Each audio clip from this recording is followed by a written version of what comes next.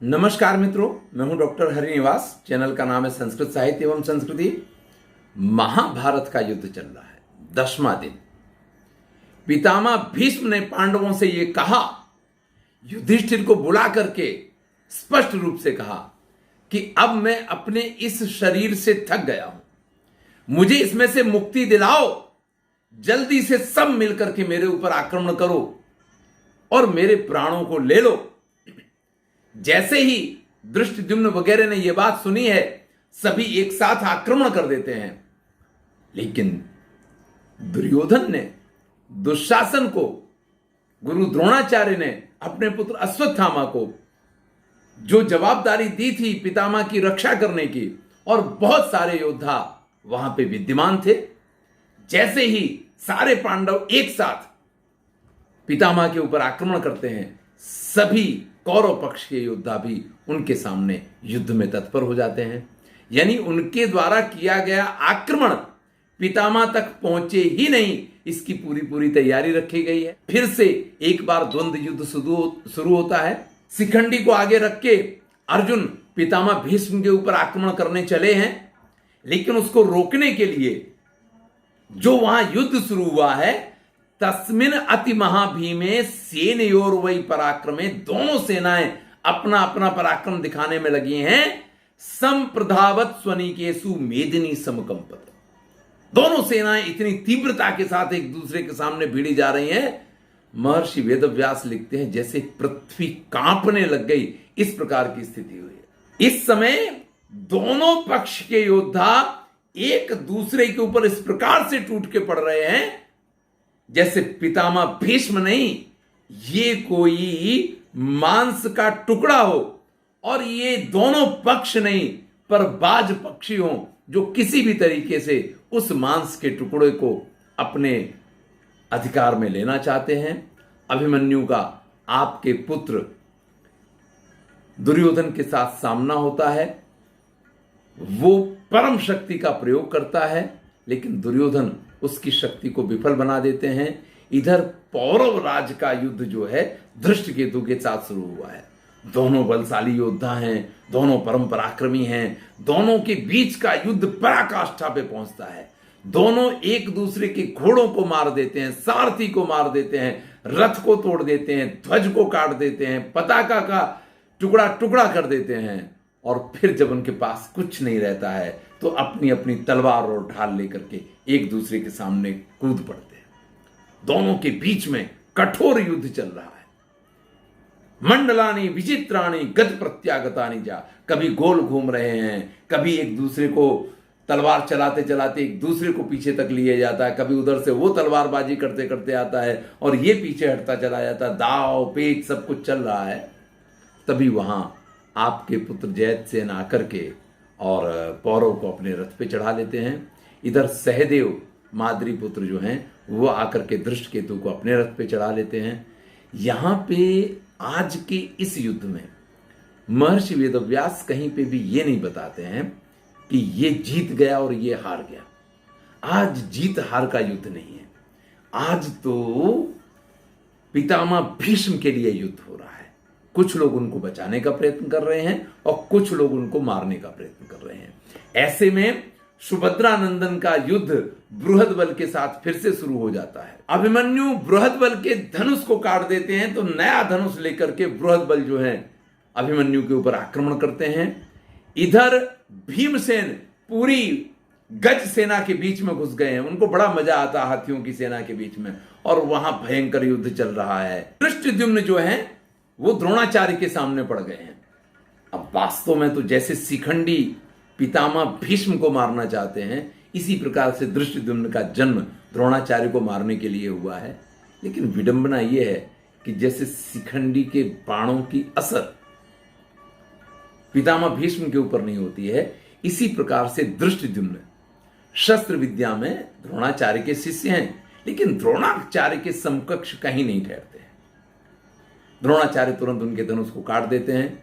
वो दूसरा धनुष उठाता है, द्रोणाचार्य फिर काट देते हैं। जब वो देखता है कि तो कोई फायदा ही नहीं है, तो गदा जोर से द्रोणाचार्य की तरफ फेंकता है। द्रोणाचार्य ने एक साथ 50 बाण छोड़ करके उस गदा के टुकड़े टुकड़े कर दिए। देखिए लोहे की गदा थी लेकिन उसके टुकड़े टुकड़े कर दिए और 9 बाण से भयंकर रूप से उसको धृष्टद्युम्न को बींध के रख दिया है। मैंने कहा कि यहां किसी का विजय या किसी का पराजय नहीं दिखाया जा रहा है। अर्जुन सेना का संहार कर रहे हैं, ऐसे में भगदत्त अपना हाथी लेकर के अर्जुन के ऊपर चढ़ाते हैं। अर्जुन ने जब उस मतवाले हाथी को आते हुए देखा है, आपको नाम याद हो तो सुप्रतीक इस हाथी का नाम है, आप भूलिएगा नहीं। ये परम प्रतापी हाथी है। पूरे महाभारत के युद्ध में आज 10 दिन हो गए हैं, इसने हजारों योद्धाओं का संहार किया है।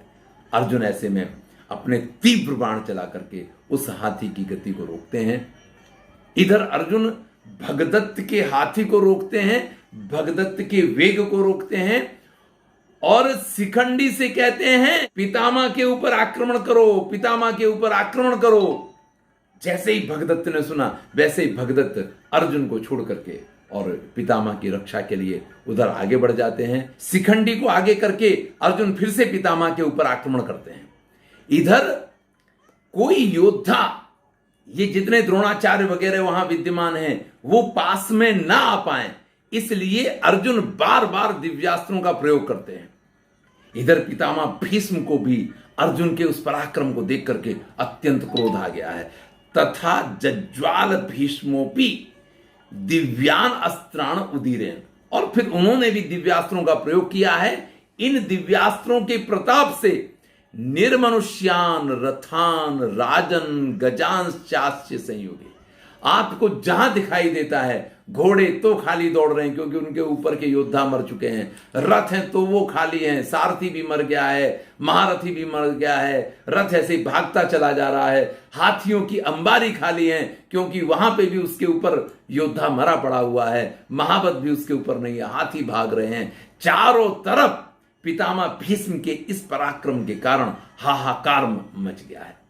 आज पितामह ने 9वें दिन की तरह सहस्त्राणी चतुर्दश 14,000 चेदी काशी करुषाणाम संहार कर दिया है। चेदी काशी और करुष देश के 14,000 योद्धाओं का संहार कर दिया है। आज पितामह का यह स्वरूप देख करके अर्जुन के अतिरिक्त कोई भी उनके सामने रुक पाए ऐसी स्थिति में नहीं है। शिखंडी तू रणे भीष्मम आसाद्य पुरुषर्षभ 10 वीर निश्चय भर ले राजघान स्थानांतरे।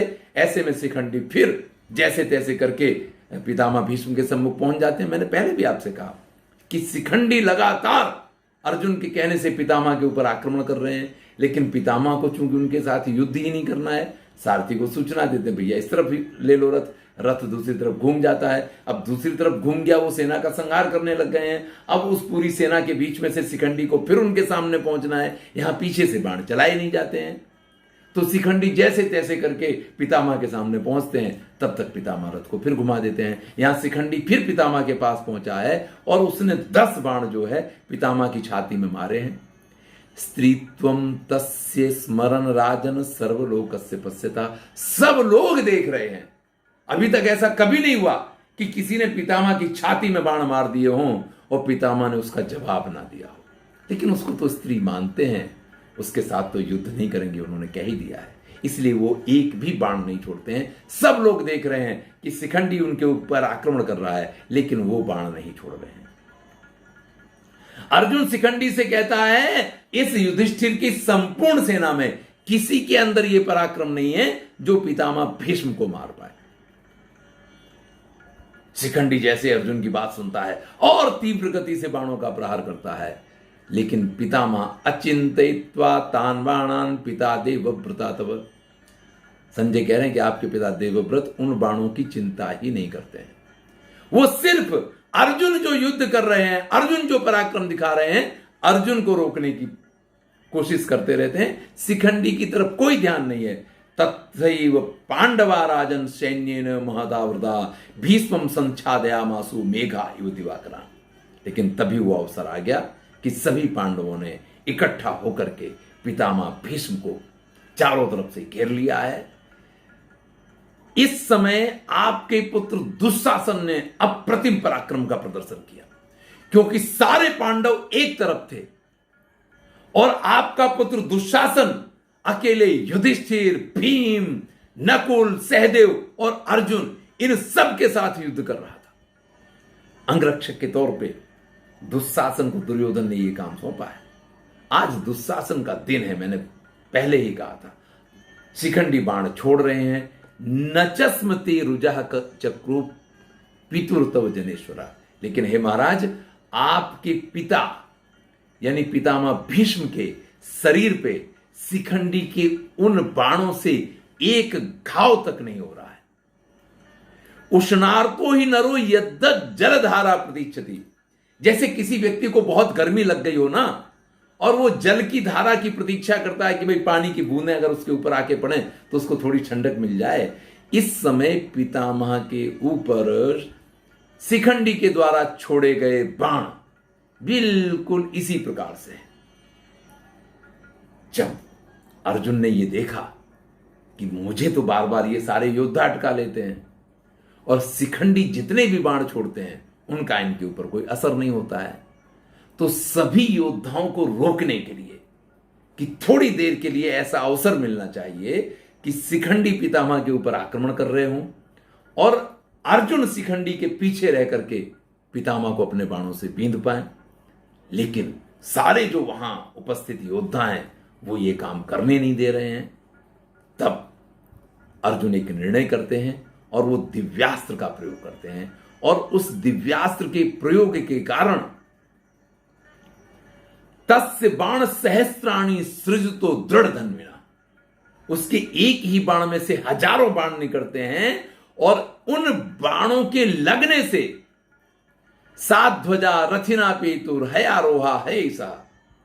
भाई जो घोड़े पे बैठे घोड़ों के साथ और जो हाथी पे बैठे वो हाथी के साथ, क्योंकि हजारों बाण एक साथ आकर के लग रहे हैं, पूरी पृथ्वी जैसे कि ऐसे लोगों से पट गई है। कृपाचार्य, विकर्ण, शल्य, जितने भी ये योद्धा थे, एक भी अर्जुन के इन बाणों के सामने खड़ा रहने के लिए तैयार नहीं है। सबको एवं ते विरथा सर्वे, सबके रथ तोड़ दिए हैं। कृपाचार्य, शल्य, दुशासन, विकर्ण, विविंशति, ये जितने योद्धा हैं इन सब के रथ तोड़ दिए हैं, सबके सारथियों को मार दिया है और इन सब को निशस्त्र बना दिया है अर्जुन ने। पूर्वाह्न का समय पूर्ण हुआ है। तीसरा वीडियो बना रहा हूं। आज का युद्ध इतना भयानक है कि आप इसको किसी भी तरीके से कहीं पे छोड़ नहीं सकते हैं। तब अर्जुन के उस दिव्यास्त्र को देख करके, जिससे पूरी कौरव सेना एक प्रकार से नष्ट होने के लिए तैयार है, पितामह भीष्म भी अपने धनुष के ऊपर दिव्यास्त्र चढ़ाते हैं। लेकिन तभी शिखंडी सामने आकर के खड़ा हो जाता है। तथा समाहरद भीष्म तद अस्त्रम पावकोपमम, तब उस अपने अग्नितुल्य अस्त्र को पितामह भीष्म वापस रोक लेते हैं।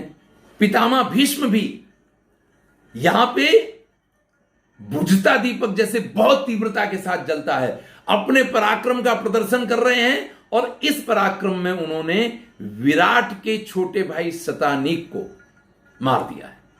इसके बाद सारे योद्धा दौड़ते दौड़ते अर्जुन के पास जाते हैं कि किसी भी तरीके से हमारी रक्षा करो, क्योंकि पितामह भीष्म ने इसके साथ ही पांचाल देश के 7 दूसरे महारथियों का संहार किया है और पूरी सेना के बीच में खड़े हुए, क्योंकि सबने भीष्म के ऊपर आक्रमण किया था, पूरी सेना के बीच में खड़े हुए और वो पूरी सेना का संहार करते चले जा रहे हैं। देखिए, कई बार ऐसा होता है कि जब आप स्वयं आग के पास पहुंच गए हो तो जलना स्वाभाविक है। आज पितामह ने, जैसा कि कहा गया कि 14,000 से ऊपर सैनिकों का, उनका नियम है कि 10,000 को मारेंगे। तब श्री कृष्ण कहते हैं धनंजय से, एस शांतनवो भीष्मा सेनयोंतर स्थिता सन्निहत्य बलादेनम विजयस्ते भविष्यति। अर्जुन इस समय अपनी ही सेना के बीच में, यानी इस समय कौरवों की सेना वहां नहीं आ पाई है। आप ये समझ लीजिए सारे पांडवों ने उनको घेर लिया है, क्योंकि अर्जुन ने एक बार सभी को निशस्त्र बना करके सभी कौरव सैनिकों को एक तरीके से वहां रोक दिया था। तब श्री कृष्ण कहते हैं ये बिल्कुल सबसे श्रेष्ठ अवसर है। पितामह इस समय सेना के बीच में घिरे हुए हैं, उनके ऊपर अपने शस्त्रों का प्रयोग करो और यही तुम्हारी विजय का एकमात्र उपाय है। ततः शिखंडी वेगेने प्रगृह्य परमायुधम भीष्मेवाभिदुद्रावे रक्षमाणा किरीटिना। अर्जुन जिसके पीछे हैं, अर्जुन जिसकी रक्षा कर रहे हैं, ऐसा शिखंडी उनके सामने जाकर के पहुंच जाता है और सामने पहुंच करके उनके ऊपर बाणों की वर्षा करता है। फिर तो शिखंडी को आगे रख के वहां जितने भी पांडव योद्धा थे वो सभी भीष्म के ऊपर प्रहार करने लग गए हैं। भीष्म का पूरा शरीर जो है इन बाणों के प्रहार को जैसे बारिश हो रही है उस प्रकार से सहन कर रहे हैं, क्योंकि शिखंडी तू महाबाणान यान मुमोच महारथ। शिखंडी अपनी शक्ति से जिन बाणों को छोड़ता है, न चक्रुस्ते रुजम तस्य स्वर्ण पुंखा शिलासिता। जैसे सोने के बाण किसी पत्थर पे जाके टकराते हों और बेकार हो जाते हों, इसी प्रकार से शिखंडी के वो बाण किसी भी तरीके से पितामह भीष्म के ऊपर कोई असर नहीं कर रहे हैं। तभी अर्जुन शिखंडी के पीछे रहते हुए पितामह भीष्म के धनुष को काट देते हैं। पितामह भीष्म दूसरा धनुष उठाते हैं, अर्जुन फिर से उस धनुष को भी काट देते हैं और फिर ये प्रक्रिया लगातार चलती है। 4 से 5 बार पितामह ने नए धनुष को उठाया है। सव्यसाची अर्जुन ने उस धनुष को काट दिया है। पितामह ने शक्ति लेकर के शक्ति का प्रहार किया है, लेकिन उस शक्ति के भी 2 टुकड़े कर दिए गए हैं। उस शक्ति के गिरते ही पितामह जो हैं अर्जुन से कहते हैं कि मैं अपने सिर्फ एक धनुष से तुम सभी पांडवों को मार सकता हूं। एक ही धनुष से मैं तुम सब पांडवों का वध करने की शक्ति रखता हूं, लेकिन तुम्हारे रक्षक गोविंद हैं और गोविंद जब तुम्हारी रक्षा कर रहे हो इसलिए तुमको मैं नहीं मार रहा हूं, क्योंकि यत्र धर्मो ततो कृष्णा। जहां धर्म है वहां कृष्ण होते हैं, और कृष्ण अगर तुम्हारे साथ हैं तो धर्म अगर तुम्हारे साथ है तो तुमको मारने का कोई कारण नहीं बनता है। फिर कहते हैं एक दूसरा कारण यह भी है कि तुम पांडु के पुत्र हो और पांडु के पुत्रों को मैं नहीं मार सकता हूं, और शिखंडी को आगे रखे हुए हो जो स्त्री है, स्त्री के ऊपर मैं कभी प्रहार नहीं करता हूं। इस प्रकार से मैं अपने अस्त्रों का परित्याग कर रहा हूं। ये निर्णय जब वो करते हैं उसी समय आकाश में उनके जो भाई हैं वसु वो आ जाते हैं और कुछ ऋषि आकर के उपस्थित हुए हैं और वो कहते हैं कि ये आपका निर्णय बिल्कुल ठीक है, हम सब भी आपके इस निर्णय से सम्मत हैं। संजय कहते हैं इस घटना को सिर्फ मैंने जाना और भीष्म ने जाना, इसके अलावा किसी ने इस घटना को नहीं जाना है। पितामह भीष्म के पूरे शरीर में बाण लगे। इस प्रकार से 25 बाण शिखंडी को आगे रखे अर्जुन ने छोड़े हैं। अर्जुन एक साथ 1000 बाणों को संधान करते हैं। आंख नहीं झपके इतने से समय में अर्जुन ने इन 1000 बाणों को पितामह के शरीर पे छोड़ा है। पितामह के शरीर में जैसे ये बाण आकर के लगे हैं, वो कहते हैं वज्रासनि समस्पर्शा, वज्र की तरह जिनका स्पर्श है अर्जुन सरायुधि। ये बाण सिर्फ और सिर्फ इस रणभूमि में अर्जुन के हो सकते हैं। ये शिखंडी के बाण नहीं है। नेमे बाणा शिखंडिना, ये बाण शिखंडी के नहीं है। अब तो एक के बाद एक बाण आकर के पितामह के शरीर में लग रहा है और पितामह उस बाण के लगते ही उसकी पीड़ा को महसूस करते हैं। हाथ में धनुष नहीं है, धनुष उन्होंने रख दिया है, हाथ में बाण नहीं है, कुछ नहीं है। किसी भी प्रकार से वो इस चीज का विरोध नहीं कर रहे हैं, बस महसूस कर रहे हैं और कह रहे हैं मुसला इव इमे घंती नेमे बाणा शिखंडिना। ये तो मूसल की तरह मेरे ऊपर प्रहार कर रहे हैं, ये शिखंडी के बाण नहीं हो सकते हैं। मम प्राणा ना रुजंती नेमे बाणा शिखंडिना। अरे ये मेरे प्राण को ले ले, इतने घातक बाण हैं, ये बाण शिखंडी के नहीं हो सकते हैं। गदा परिघ संस्पर्शा, गदा की चोट पड़ती हो या परिघ की चोट पड़ती हो, इस प्रकार का जिनका स्पर्श है, ऐसे जो पीड़ादायक हैं, ये बाण शिखंडी के नहीं हो सकते हैं। ये बाण सिर्फ अर्जुन के हो सकते हैं, क्योंकि मेरे शरीर के ऊपर या तो कृष्ण या अर्जुन के बाण ही इस प्रकार की असर कर सकते हैं और किसी योद्धा की शक्ति नहीं है कि उसके बाण मेरे शरीर को इस प्रकार से वेध सकें। सर्वे ह्यपि न मे दुखम कुर्युर अन्य नराधिपा वीरम गांडीव धन्वान मृते जिष्णुम कपिध्वजम। ये जितने बाण मेरे शरीर में लग रहे हैं, अर्जुन के अतिरिक्त ये किसी और के बाण नहीं हो सकते हैं। इतना कहते कहते पितामह अपने हाथ में तलवार खींच लेते हैं और दूसरे हाथ में उन्होंने ढाल उठाई है, लेकिन जैसे ही ढाल और तलवार उठाते हैं अर्जुन उस ढाल के 100 टुकड़े कर देते हैं और तलवार के भी टुकड़े टुकड़े कर देते हैं। महर्षि वेदव्यास लिखते हैं कि पितामह के शरीर में अब 2 अंगुल भी ऐसी जगह नहीं थी जहां पे अर्जुन का बाण ना लगा हो। पितामह भीष्म की ऐसी स्थिति देख करके जो भी वहां योद्धा थे वो एकदम से घबरा गए हैं। इधर पितामह भीष्म अब इस घाव को बर्दाश्त नहीं कर पा रहे हैं। रथात प्रापतत सिरा, और वो रथ के ऊपर से जमीन पे गिरते हैं। जब वो पृथ्वी पे गिरते हैं तो उनके शरीर में इतने बाण लगे हुए हैं कि उनका शरीर पृथ्वी का स्पर्श नहीं करता है। और जैसे ही पितामह अपने रथ से गिरे हैं चारों तरफ एकदम से हाहाकार मच गया है। सभी चिल्लाने लग गए हैं। अभी तो मध्याह्न है, अभी संध्या का काल नहीं आया है। सेनयोर उभयोश्चापि गांगे निहते विभो सन्यस्य वीरा शस्त्राणि प्रध्यायंत समन्तता। जैसे ही पितामह गिरे हैं दोनों पक्ष की सेनाओं की प्रत्येक योद्धा ने अपने अपने शस्त्रों को वहीं छोड़ दिया है। सभी एकदम शांत हो गए हैं कि आज ये एक बहुत बड़ा वटवृक्ष जो है वो धराशायी हुआ है। चलिए इस कथा को आगे हम अगले वीडियो में जानेंगे। मैं हूं डॉक्टर हरिनिवास और चैनल का नाम है संस्कृत साहित्य एवं संस्कृति। पितामह समरभूमि में रथ से नीचे तो गिर गए हैं, लेकिन उनका शरीर पृथ्वी को स्पर्श नहीं किया है और सूर्य दक्षिणायन है, इसलिए उन्होंने ये निर्णय किया है कि वो अपने प्राणों को नहीं छोड़ेंगे। चलिए इस कथा को अगले वीडियो में देखेंगे।